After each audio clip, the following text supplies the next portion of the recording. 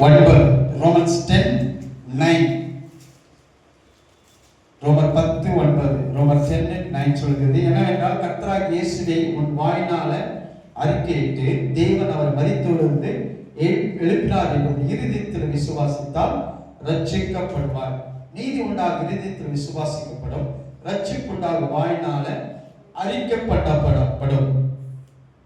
நம்முடைய சூழ்நிலைகளை மாற்றுகிறது எப்படி நம்முடைய காரியங்களை மாற்ற முடியும்?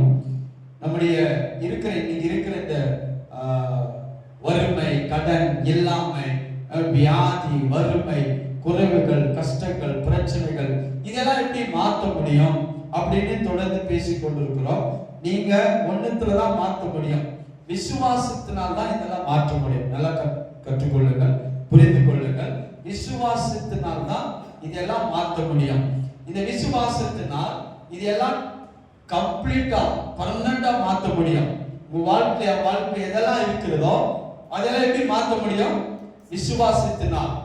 மாற ஆரம்பிச்சதுன்னா அந்த மாற்றம் ஏதோ ஒரு கொஞ்ச நாளைக்கு கிடையாது, அது நிரந்தரம், பர்மனன்ட் சொல்யூஷன். பர்மனண்டா பாருங்க, வியாதி விசுவாசத்தினால உங்களுக்கு ஒரு சுகம் வந்ததுன்னா அது நிரந்தரமா இருக்கும். அதனால்தான் அந்த விசுவாசம் தேவனுடைய வார்த்தையில் இருக்கிறது. அப்போ ஒன்று நான் ஆழமா விசுவாசிக்கிறேன், நம்புறேன். எது வேணாலும் வாழ்க்கையில நடக்கும் போது, அதாவது வார்த்தை, விசுவாசமும் வார்த்தை ஒண்ணுதான். அப்ப விசுவாசத்துல வார்த்தையில நடந்தால் அது பர்மனன்ட்.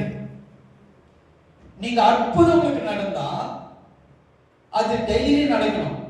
அற்புதம் யாரோ ஒரு ஜெபித்த போது உங்களுக்கு சுகமாச்சு வச்சுங்களேன், மறுபடியும் உங்களுக்கு ஒரு சுகம் தேவை. ஆனால் தான் அற்புதத்துல நடப்பது என்பது அன்றன்றைக்கு தேவையான ஒரு அற்புதம் இல்லைங்களா? இன்னைக்கு ஒரு அற்புதம் நடந்தது, நாளைக்கு ஒரு அற்புதம் தேவை, அடுத்த நாள் ஒரு அற்புதம் தேவை. அப்ப அற்புத வாழ்க்கையில நாம் வாழ்கிறவர்களா இருந்தால் miracle life, every day we need a miracle, every day we need a miracle. அது எவ்ரிடே மிரக்கல் லைஃப்ல வாழும்போது டெய்லி நமக்கு டென்ஷன் இருக்கும், டெய்லி பிரச்சனை இருக்கும். ஏன் நாளைக்கு இந்த தேவை எப்படி சந்திக்கப்படும், எப்படி அற்புதம் நடக்கும், எப்படி மிரக்கல் நடக்கும். அப்படி மிரக்கல் லைஃப்ல நீங்க போனீங்கன்னா அது உங்களுக்கு டெய்லி ஒரு டென்ஷனான வாழ்க்கை. ஆனா எப்போது நீங்க வார்த்தையின் வாழ்க்கையில விசுவாச வாழ்க்கையில வந்துட்டீங்கன்னா, வார்த்தையில விசுவாசத்துல ஒன்று நடந்தா வியாதி கூட அது பர்மனன்ட். மறுபடியும் வியாதி சரீரத்துல வரவே வராது.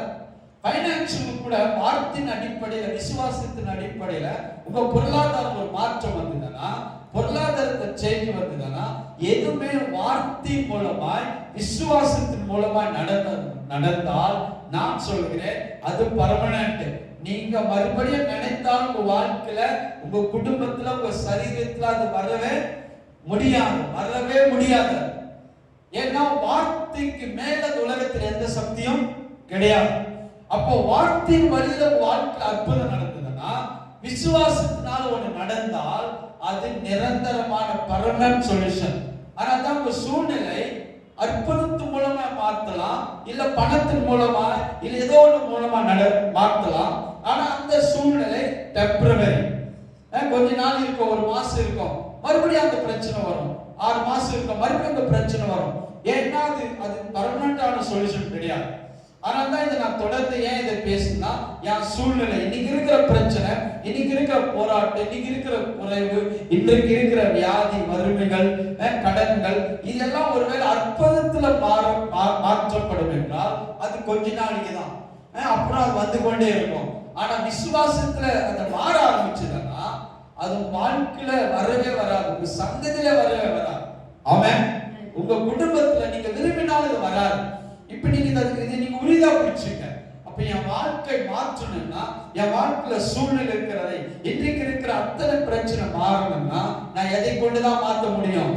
விசுவாசத்தை கொண்டுதான். ஏன்னா விசுவாசத்தின் வழியை நீங்க மாற்றிட்டீங்கன்னா, அது மாற ஆரம்பிச்சதுன்னா அது பர்மனண்டா மாறப்படும்.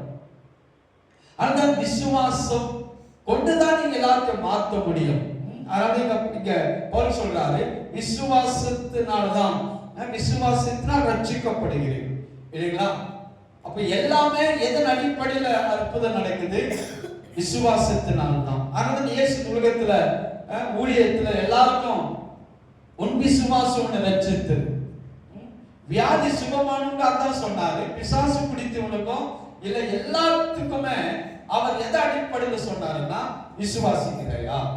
விசுவாசித்தால் உனக்கு எல்லாம் ஆகும். நீ விசுவாசிக்கிறவனுக்கு எல்லாம் நடக்கும். விசுவாசிக்கிறவனுக்கு தான் நடக்கும். நீ உன்னுடைய விசுவாசம் உனக்குள் இது கொண்டு வந்தது அப்படின்னு இயேசு எதை எம்பசைஸ் பண்ணாருன்னா, விசுவாசத்தை தான். அப்ப விசுவாசத்துல நீங்க உடைய மாற ஆரம்பிச்சுதானா, நான் சொல்லுகிறேன் அது பர்மனண்டா வாழ்க்கையில உங்க குடும்பத்துல இருக்கவே இருக்காது. அது பர்மனன்ட் சொல்யூஷன். அதாவது நீங்க எதை கொண்டு மாத்தினா கொஞ்ச நாள், ஆனா விசுவாசத்துல மாத்த ஆரம்பிச்சீங்கன்னா அந்த விசுவாசத்தை நல்லா கற்றுக்கொள்ளணும். விசுவாச போதனை நல்லா நீங்க தொடர்ந்து இதை கேட்க வேண்டும். பாருங்க, இயேசுவின் வாயினால் அறிக்கையிட்டு தேவனால் மரித்தோர் எழுப்பினார், இருதயத்தில் விசுவாசித்தால் ரட்சிக்கப்படுவார். நீதி உண்டாக இருதயத்தில் விசுவாசிக்கப்படும், ரட்சிப்புண்டாக வாயினால் அறிக்கப்படப்படும். இப்ப விசுவாசத்தினுடைய நிறைய பரிமாணங்களை நான் நிறைய உங்களுக்கு போதித்து பேசி இருக்கிறேன். உங்களுக்கு அவ்வளவு சீக்கிரம் புரியாது. ஆனா இது நான் தொடர்ந்து நம்ம சேனல் இருக்கிறது, நீங்க தொடர்ந்து யூடியூப்ல கேட்டுட்டே இருங்க. நீங்க கேட்கும் போது அதனுடைய வெளிச்சங்களுக்குள்ள வரும். கடந்த வாரத்திலிருந்து எதை பத்தி பேசி இருக்கிறேன்னா, விசுவாசமும் அறிக்கையும், faith and confession. Whatever you confess you will possess. The confession brings position. தெரியுங்களா? நீங்க எதை அறிக்கை பண்றீங்களோ அது உங்களுக்கு பெரிய வெற்றியை கொண்டு வரும். இன்னும் சொல்ல போனா, இந்த நாவின் அதிகாரத்தை பத்தி பேசும்போது, உங்க வாழ்க்கை எதன் அடிப்படையில் இருக்கிறது? நிரம்பது நாவின் அதிகாரம். நாவின் பலனா அவன் வயிறு நிரம்பும். பாருங்க, சாப்பிட்ட வயிறு நிரம்புது மாதிரி உங்க வாயின் பலனால், உங்க வாயின் வார்த்தையினால் உங்க வயிறு நிரம்பும். அப்போ கடவுள் என்ன பண்ணிட்டாரு? இது ஒரு மாறாத பிரமாணம், எட்டர்னல் லா. அப்படின்னா life and death is in your tongue. மரணமும் ஜீவனும் நாவின் அதிகாரத்தில் இருக்கிறது. இப்ப இந்த நாவின் அதிகாரத்தில் இருக்கும் போது, அப்போ இது ஒரு மாறாத பிரமாணமாய் கர்த்தர் பண்ணிட்டாரு, வச்சிட்டாரு. அதனால்தான் இப்போ நாவின் பலனால தான் நீங்க சாப்பிட முடியும். அதனால்தான் அவன் வார்த்தையின்படி அவன் என்ன பேசுறான் அதுதான் நடந்து கொண்டிருக்கிறது. அப்போ விசுவாசமும் அறிக்கை கிறிஸ்துவத்துல போனதான் காண்பித்தேன். அறிக்கை என்பது ரொம்ப முக்கியமானது. வார்த்தை பேசுகிறது ரொம்ப முக்கியம். ஏன்? மனிதனுக்கு தேவன் எதை பேசுகிற ஒரு ஆற்றல் சக்தி கொடுத்தான். ஏன்னா அவன் தேவனை போலவே படைக்கப்பட்டவன். கடவுளை மாதிரி நீங்க. கடவுளுடைய தன்மை, கடவுளுடைய ரூபம் என்னன்னா பேசுகிற ஒரு சக்தி, இல்லைங்களா? அது மாதிரிதான் மனிதன் அவருடைய சாயல்ல உங்களை என்ன படைத்திருக்கிற நம்மை கூட நம்மை பேசுகிற ஒரு சக்தியா பார்த்திருக்கிறார். நீங்க பேசினால் 100% நடக்கும். என்ன பேசினா அதான் வாழ்க்கையில நடந்து கொண்டிருக்கு. சிம்பிளா சொல்லணும், நீங்க என்னதான் பேசிக்கொண்டீங்கன்னா அதான் வாழ்க்கையில வருகிறது. நெகட்டிவா இருக்கலாம், பாசிட்டிவா இருக்கலாம். அவன் வார்த்தையினால் அவனுடைய வயிறு நிரம்புகிறது. அப்படி என்றால் மனிதர்கள் பேசுகிற ஒவ்வொரு வார்த்தையினால் தான் அவர்கள் என்ன செய்கிறார்கள்? நிரம்பியிருக்கிறார்கள். நீங்க நெகட்டிவா பேசினா நெகட்டிவ்ல, பாசிட்டிவா பேசினா பாசிட்டிவ்ல. அப்போ இந்த பேசுகிற ஒரு சக்தி தேவன் நமக்கு கொடுத்திருக்கிறாரா? அது தேவனுடைய சாயல், தேவனுடைய ரூபம், காட்ஸ் சாயல், காட்ஸ் லைக்னஸ் அண்ட் இமேஜ். அவரை போலவே நீங்க பேசி காரியங்களை மாற்ற முடியும். ஆனால் இந்த அறிக்கை என்பது அதிகமா நம்ம பாவ அறிக்கை தான் கிறிஸ்துவத்தில் அதிகமா நாம் பேசிட்டு இருக்கோம். அறிக்கையினாவே எதுதான் சொல்லியிருக்காங்க? பாவ அறிக்கை. பாவ அறிக்கை செய்து நீங்க ரட்சிக்கப்பட முடியாது, இல்லைங்களா? பைபிள் கரெக்டா சொல்லுங்க. ஆனா நமக்கு என்ன சொல்லி கொடுத்தாங்கன்னா, உன் பாவங்களை நீ அறிக்கப்பட்ட அப்புறம் ரட்சிக்கப்படும். அப்படி கிடையாது. நீதி உண்டாகி விசுவாசிக்கப்படுவார், ரட்சிப்புண்டால் வாயினால். இந்த வாயினால் அறிக்கை என்னன்னா, உன் பாவத்தில் அறிக்கை பண்ணுவது அது கிடையாது. ஏன்னா அவளோட பாவங்களால் அறிக்கை பண்ண முடியாது. அதான் இதெல்லாம் நான் போதித்தேன். எதை அறிக்கை பண்ணனா, கர்த்தராகிய இயேசு உன் வாயினால் அறிக்கையிட்டு the Jesus the Lord. அதுதான் என்ன கர்த்தர் தான் வாழ்க்கையில லார்டா இருக்கணும். அப்போ நீங்க அந்த அறிக்கை ரொம்ப முக்கியம்.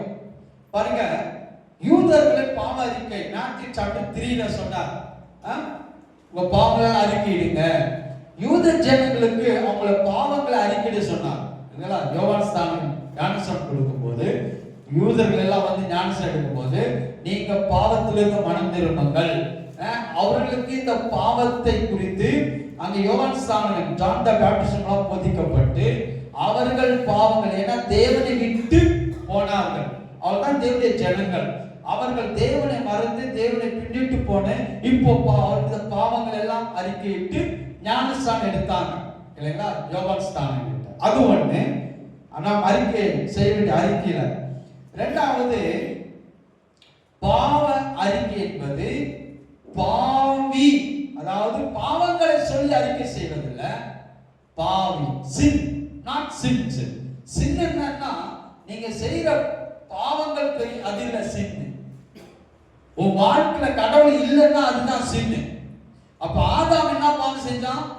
அவன் குடிக்கல, அவன் ஸ்மோக் பண்ணலாம், பொய் சொல்லலாம், திருடல, அவன் துர்மார்க்க, ஏன்னா அதெல்லாம் அவனுக்கு தெரியாது. அப்ப ஆதாம் செஞ்ச பாவம் என்ன? ஆதாம் செஞ்ச பாவம் அவன் வாழ்க்கையில ஆண்டவர் வேணாம்னு சொல்லிட்டான். புரியுதுங்களா? அதுதான் சின்னு. அதுதான் ஆதாம் என்ன பாவம் செஞ்சான்? அங்க பாவம் செய்வதற்கு எதுவுமே கிடையாது, எந்த ஒரு பாவமான காரணம் எதுவுமே கிடையாது. அப்ப ஆதாம் செஞ்ச பாவம் என்னென்றால் அவன் வாழ்க்கையில கடவுள் வேணாம்னு சொன்னான். அதுதான் சின்னு, அதுதான் பாவம். சின்னுன்னா சிங்கல்.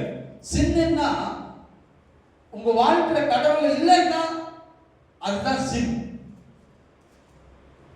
இப்போ கடவுள் வாழ்க்கையில இல்லைன்னா சின்ஸ் எல்லாம் வரும். அந்த சின்னு குட்டி போட்டதான் சின்ஸ். அந்த பாவம் ஒன்று குட்டி போட்டதான் பாவங்கள்.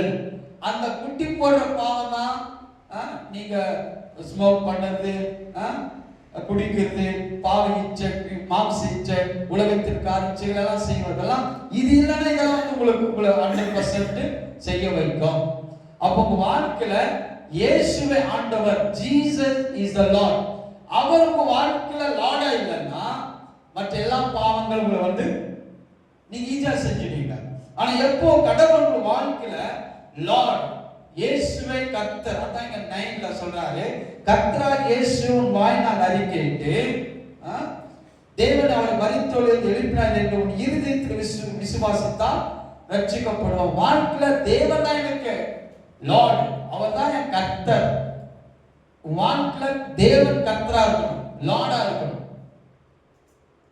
அதுதான் அவர் ஜீசஸ் மை லார்ட் அப்படின்னு நீங்க அறிக்கை பண்ணும்போது ரட்சிக்கப்படுவீர்கள்.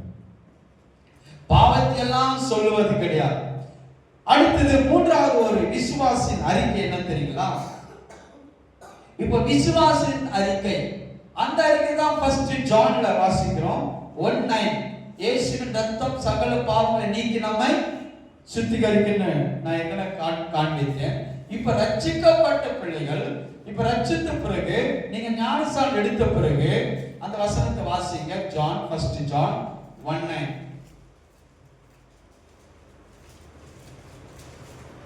நம்முடைய பாவங்களை, இப்ப பாருங்க, நம்முடைய பாவங்களை, இப்ப பாவம் சொல்லல, பாவங்களை. ஏன்னா நீ ஆல்ரெடி விசுவாசி, நீ ஆல்ரெடி தேவனை ஏற்றுக்கொண்டிருக்கிறாய், நீ ஆல்ரெடி தேவனுடைய பிள்ளை, நீ ஆல்ரெடி இப்போ கர்த்தருடைய பிள்ளையா இருக்கும்போது, இப்போ இந்த உலகத்தில் இருக்கும்போது நீ என்ன செய்யற? நண்பர்கள் மூலமாய், அவர்கள் மூலமாய், மற்றவர்கள் மூலமாய் சமுதாயத்துல சில பாவங்கள், பசங்களோட சேர்ந்து, நண்பர்களோட சேர்ந்து சினிமா பாக்குறீங்க, குடிக்கிறீங்க, ஏதோ ஒரு பாவங்களை செய்றீங்க. இப்ப சொல்றாங்க, நம்முடைய பாவங்களை நாம் அறிக்கையிட்டால் பாவங்களை, பாருங்க, இது பாவம் சொல்லல, பாவங்களை ப்ளூரல், சின்ஸ், நமக்கு மன்னித்து எல்லா அநியாயத்தையும் நீக்கி நம்மை சுத்திகரிப்பதற்கு அவர் உண்மையும் நீதியும் உள்ளவராய் இருக்கிறார். இப்போ இயேசு, இப்ப ரட்சிக்கப்பட்ட பிள்ளைகளுடைய பாவங்கள் என்னன்னு தெரியும். ரட்சிக்கப்பட்ட நாள்ல இருந்து இன்னைக்கு வரைக்கும் நீங்க என்ன தப்பு பண்ணீங்க கண்டிப்பா உங்களுக்கு தெரியும். அததான் நீ அந்த அறிக்கை அதை நீ சொல்லி அப்படி நீ சுத்திகரிக்கும் போது அந்த பாவங்களில் இருந்து உங்களை நீக்கி சுத்திகரிப்பதற்கு அவர் என்ன இருக்கிறாரு? உண்மையும் நீதியும் உண்மை உள்ளவரா இருக்கிறார். இப்ப நீங்க ரட்சிக்கப்பட்ட பிறகு பாவ அறிக்கை, இப்ப நீங்க இதுதான் ஒரு விசுவாசி பாவங்களை அறிக்கையிட்டு நீங்க மனம் திரும்பணும். அது இன்னும் எக்ஸ்பிளைன் பண்ண ஜான் ரெவலேஷன் வெளிப்படுத்தல வாசித்தீங்கன்னா வெளிப்படுத்தல் ரெவலேஷன்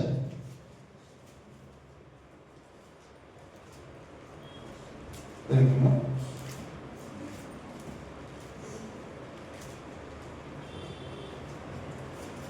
அப்போ இயேசு ரத்தம் சகல பாவங்களை நீக்கி நம்மை சுத்திகரிக்குது இல்லைங்களா? இப்போ ரட்சிக்கப்பட்ட அந்த பிள்ளைகளுக்கு இப்ப இயேசு ரத்தத்தினால என்ன பண்ண முடியும்? சுத்திகரிக்க முடியும். இப்ப அந்த ரத்தத்தை கொண்டு வசிக்கும் நம்மிடத்தில் அன்பு கூர்ந்து நமது ரத்தத்தினாலே நம்முடைய பாவங்களை இப்போ நம்முடைய பாவங்களை பாவங்களை நம்மை கழுவி தம்முடைய பிதாவாகிய தேவனுக்கு முன்பாக நம்மை ராஜாக்களும் ஆசாரியர்களும் ஆக்கின அவருக்கு மகிமையும் வல்லமையும் என்றென்றைக்கும். இப்போ தமது ரத்தத்தினால நம்முடைய பாவங்களை கழுவி நம்மை என்ன பண்றாரு? நீங்க இப்போ இந்த கிறிஸ்துவுக்குள்ள பிள்ளைகளை மாறின போது அவருடைய ரத்தத்தினால் உங்க பாவனை என்ன செய்யலாம்? கழுவி சுத்திகரித்து அவர் முன்பாக வந்து பரிசுத்த பிள்ளைகளாய். அப்போ இந்த விசுவாசிகள் ஒரு பாவம் செய்யும் போது அந்த ரத்தத்தினால், இயேசு ரத்தத்தினால நீங்க உங்களை கழுவி உங்களை சுத்திகரித்துக் கொள்ள வேண்டும். இந்த விசுவாசிகளின் அறிக்கை. ரட்சித்த பிறகு பாவங்கள் செய்வதெல்லாம் தெரியும். அப்ப அதனாலதான் அவருடைய ரத்தத்தினால நீங்க என்ன பண்ணணும்? உங்களுடைய பாவங்களை கழுவ வேண்டும், சுத்திகரிக்க வேண்டும். நான்காவது விசுவாச அறிக்கை என்பது இது ஒவ்வொருவரும் அறிக்கை பண்ணணும். ஒவ்வொரு விசுவாசியும் இந்த அறிக்கை இருக்கணும். Every believer has to confess that Christianity is a great confession சொல்வாங்க. கிறிஸ்துவ மார்க்கம் என்பது ஒரு பெரிய அறிக்கை மார்க்கம். வெறும் பாவ அறிக்கை சொல்வது கிடையாது. ரட்சித்த பிறகு நீங்க ஒரு பாவம் செய்யும்போது ரத்தத்தினால என்ன பண்ணலாம்? உங்களை கழுவி சுத்திகரிக்கலாம். ஆனா நீங்க அதே பாவின்னு சொல்லக்கூடாது. நான் பாவம் செஞ்சேன் அப்படின்னு சொல்லாம நான் பாவின்னு சொல்லக்கூடாது. ஆனா ரட்சிக்கப்பட்ட பிள்ளைங்க தான் அவங்க அதிகமாக தங்களை பாவி என்று அறிக்கை செய்வார்கள். அதை நீங்க அறிக்கை செய்யக்கூடாது. அப்ப நீங்க அறிக்கை செஞ்சீங்கன்னா பாவின்னு சொல்லிங்கன்னா நீங்க பாவமான வாழ்க்கையில தான் வாழ முடியும். அவருடைய ரத்தத்தினால் உங்களை நீக்கி கழுவி சுத்திகரித்து நான் தேவனுடைய பிள்ளை, நான் அவருடைய பிள்ளை, அவருடைய சமூகத்துல தைரியமா வந்து இனி நான் இந்த பாவத்தை செய்ய மாட்டேன் என்ற ரத்தத்தினால கழுவப்பட்டு இப்போ நீங்க அடுத்த ஒரு அறிக்கையில அதுதான் விசுவாசமும் அறிக்கையும். இந்த விசுவாச அறிக்கை ஃபெய்த் கன்ஃபெஷன் என்பது கர்த்தர் என்ன சொன்னாரோ அதுதான் நீங்க சொல்லணும். அதுதான் faith confession. விசுவாச அறிக்கை. விசுவாச அறிக்கை என்பது என்னன்னா கர்த்தர் அவர் சொன்ன எல்லாமே எங்க இருக்குது? இப்போ இந்த வேத புத்தகத்துல இருக்கு. அவருடைய வேதத்துல கர்த்தர் எல்லாவற்றையும் வேதத்துல சொல்லி கொடுத்திருக்கிறார். இப்போ நீங்க உங்க அறிக்கையும் இந்த அறிக்கை வேதத்தின் வசனத்தின் அறிக்கையில ஒத்து போகணும். இப்போ உங்க கன்ஃபெஷன் எதோட கூட மாறணும்? தேவனுடைய வார்த்தையோடு. உங்க கன்ஃபெஷனும் வார்த்தையும் ஒன்றாகணும். அப்பதான் நீங்க வெற்றியா வாழ முடியும்.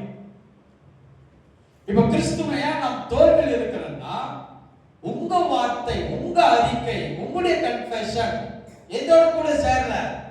கர்த்தருடைய வார்த்தை. நீங்க ஏதோ ஒன்று அறிக்கை பண்றீங்க, ஏதோ ஒன்று பேசிக்கிட்டே இருக்கீங்க. அதனால உங்க வார்த்தைக்கும் உங்க ஜெபத்திற்கும் பதில் இல்லாமல் இருக்கிறது. பைபிள்ல வேதத்தின் ஒரு இயேசு சொல்லிட்டார். Mark chapter 11:23. மார்க் 11:23 வாசிங்க.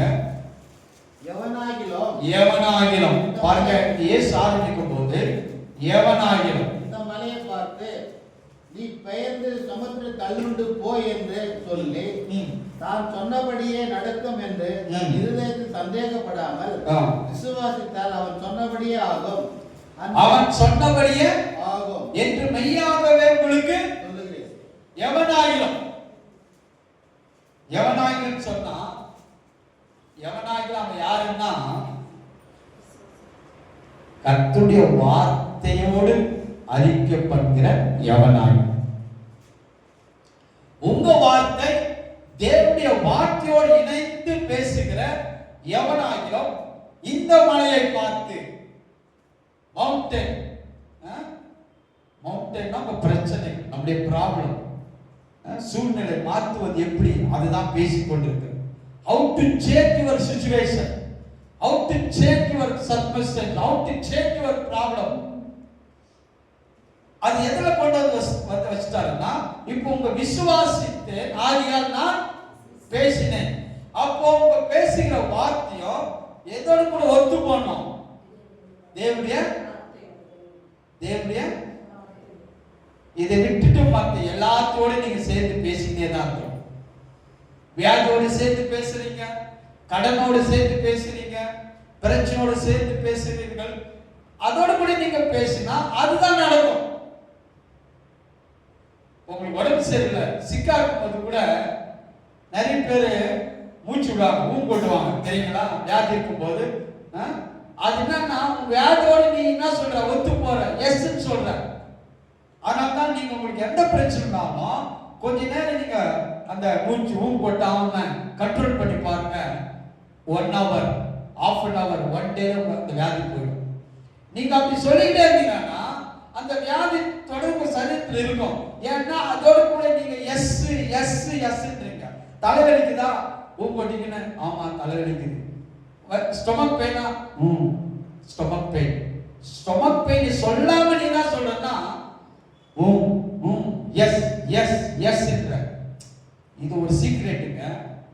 உங்களுக்கு எந்த பிரச்சனை இருந்தாலும் அதை செய்யாம நீங்க கொஞ்ச நாள் கண்ட்ரோல் பண்ணீங்கன்னா உங்க தலைவலி ஓடிவிடும், உங்க வியாதி போயிடும், உங்க பலவீனம் போயிடும். ட்ரை பண்ணி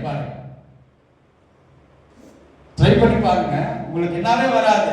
அந்த வியாதி எந்த பெயின் இருந்தாலும் நீங்க அதோட கூட கொட்டாம எஸ் சொல்லாம இருந்தீங்கன்னா கொஞ்ச நாளுக்கு அப்புறம் போயிடும்.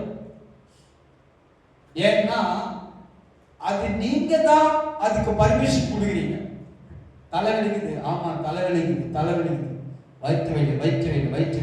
அப்ப நீங்க எஸ் சொல்ல அது இன்னும் டெவலப் ஆகினே தான் இருக்கும். இன்னும் அது அதிகமா தான் ஆகும், இன்னும் அதிகரித்து கொண்டே இருக்கும். ஏன்னா நீங்க தான் அதோட கூட சேர்த்து பேசிக் கொண்டிருக்கிறீர்கள். ஆனா தான் வியாதி இருக்கிறவங்களை பார்த்து வியாதியே பேசாம பைபிள் என்ன சொல்லுது? வியாதி இருக்கும் போது நிறைய பேர் வியாதி தான் சொல்லுவாங்க. இப்ப வியாதி இருக்கிறவங்க பார்த்து சொல்லுங்க, அவங்க எல்லாம் போன உடனே டிக்ளேர் பண்ணிடுவாங்க, எனக்கு பிபி இருக்குது, சுகர் இருக்குது, எனக்கு ஹார்ட் ப்ராப்ளம் இருக்குது, எனக்கு லங்ஸ் ப்ராப்ளம் இருக்குது, இது எல்லாம் சொல்லிக்கிட்டே இருப்பாங்க. வியாதியே பேசிட்டே தான் இருப்பாங்க. இப்ப வியாதியோடு நீங்க கன்ஃபஸ் பண்ணிட்டு இருக்கீங்க. அப்போ வியாதி இருந்தாலும் நீங்க பேசாம இருந்தீங்கன்னா அந்த வியாதி உங்களிடத்திலிருந்து போய்விடும். நீங்க பேசாம அந்த வியாதியை மறைந்து போய்விடும். அதுக்கான வேர் அதுக்கு இல்லாமல் போய்விடும். அதுக்கான ஸ்ட்ராங், அதுக்கான ஹோல்டிங் இல்லாம போய்டும். ஆனா நீங்க எப்படி நீங்க பேசுறீங்களோ அது பேசிட்டே இருக்கும்போது அதுக்கு பவர் யார் கொடுக்குறது? நீங்க தான் கொடுக்குறீங்க. தலைவலிக்குது சொல்லிப்பாங்க.